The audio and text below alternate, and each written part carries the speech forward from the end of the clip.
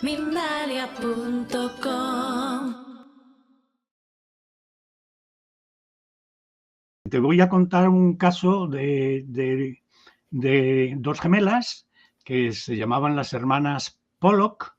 El matrimonio Pollock, de John y Florence Pollock, tuvieron dos hijas, y a la edad de 6 y 11 años las atropelló un coche y murieron las dos. La madre quedó totalmente desolada y el padre le dijo: no te preocupes, que van a volver, van a venir, pero como si fueran dos gemelas. Y efectivamente, esto es un hecho histórico. El 4 de octubre de 1958 nacían dos gemelas, Gillian y Jennifer. Estaban tan unidas que una no hacía nada sin la otra. Pero lo curioso es que tenían una conexión con las hermanas que habían fallecido. Una de ellas tenía una conexión, Gillian, con Joanna, y Jennifer una conexión con Jacqueline, dos de las dos chicas que habían fallecido. Pero llegaron a asumir de tal forma sus personalidades que encontraron unas muñecas que ellas tenían, las hermanas anteriores, que estaban escondidas en la casa bajo unas tablas claveteadas, y cada una de ellas reconoció la muñeca que tenía cada una de las hermanas. Además, los padres, llegó un momento en que las oyeron hablar de la historia de esas otras hermanas que ellas no habían conocido y que ellos no le habían contado para no traer más dolor a la casa. Tenían las mismas cicatrices en el cuerpo y las mismas marcas que las otras hermanas, y se identificaban plenamente con ellas. Incluso en un buen momento los padres las sorprendieron hablando de sus otras hermanas como si las estuvieran tratando día a día. Lo curioso es que tenían pánico a los coches. Cada vez que oían un coche se abrazaban y se ponían detrás de los padres. Nunca supieron que las hermanas, hasta que ya fueron mayores, claro, habían muerto en un accidente, y llevaron una vida totalmente paralela. Pero hay un caso, si me permites, Alfredo, hay un caso que es extraordinario, que está estudiado a fondo. Dos policías gemelos que en cuanto nacieron fueron separados. Fueron separados porque murieron los padres y entonces se criaron cada uno por su lado a miles de kilómetros de distancia. Era en América. Después de 40 años se encuentran porque uno de ellos empieza a buscar archivos y empieza a sospechar que tiene un gemelo.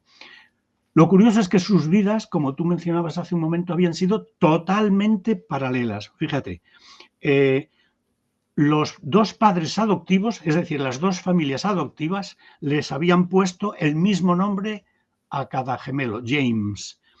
Ambos hermanos tenían otro hermano adoptivo por las dos familias distintas, claro, que se llamaba Larry. Trabajaron los dos en McDonald's, cada uno a 1000 kilómetros, 1000 y pico kilómetros de distancia al otro, sin saber de la existencia. Después se hicieron empleados de una gasolinera. Hicieron sus oposiciones a sheriff, se convirtieron en sheriff, y también en su vida privada tuvieron unas vidas totalmente paralelas. Se casaron con una esposa que en los dos casos se llamaba Linda. Tuvieron el mismo número de hijos. Se divorciaron prácticamente al mismo tiempo. Su segunda esposa se llamaba Betty. Fumaban los dos la misma marca de cigarrillos y, curiosamente, en el mismo mes tuvieron dos ataques al corazón debido a que fumaban muy intensamente. Pero lo curioso de todo esto es que incluso veraneaban en el mismo sitio y jamás en los años que habían pasado veraneando en ese mismo sitio se habían encontrado.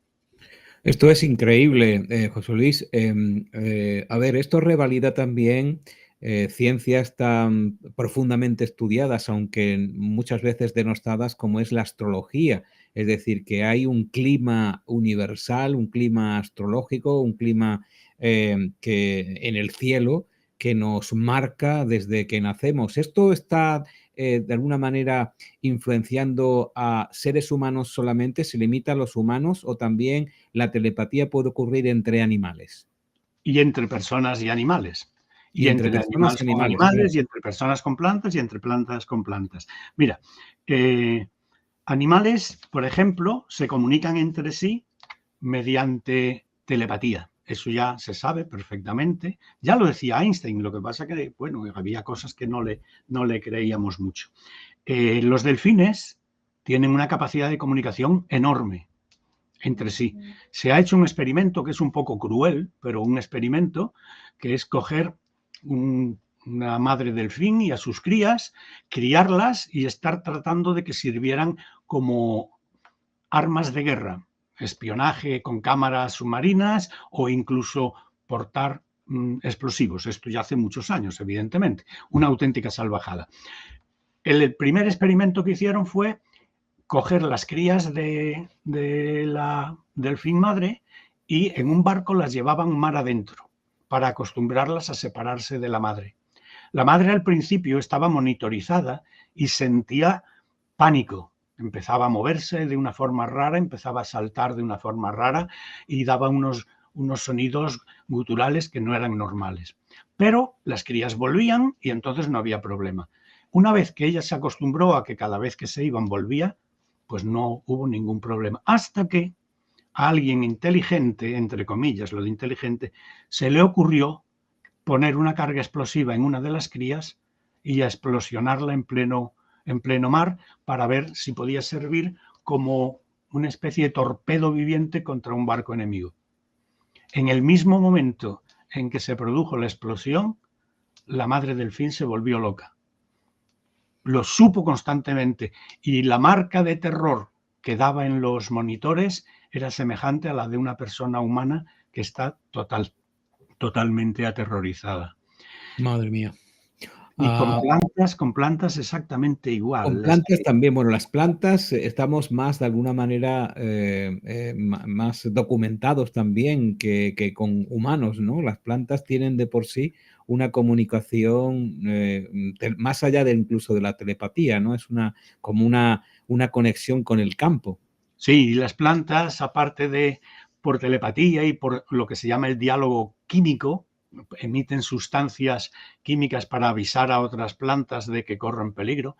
Por ejemplo, hay determinadas acacias en África que cuando las jirafas comen demasiado de sus copas y se quedan sin hojas y eso comporta cierto peligro, producen una sustancia química que es el etileno, que se traduce a distancia y todas las acacias de alrededor, al recibir ese mensaje químico del etileno, producen una sustancia llamada tanino, que para el ser humano no es nada peligrosa, de hecho los vinos tintos tienen tanino, pero que para el estómago de los rumiantes es un veneno. Entonces, de esa manera, las otras acacias evitan ese daño de la agresión de las jirafas. Pero hay casos muy curiosos entre personas y plantas. Hay un científico inglés que se ha dedicado a tratar de hablar con las plantas, comunicarse con ellas telepáticamente y hablarles.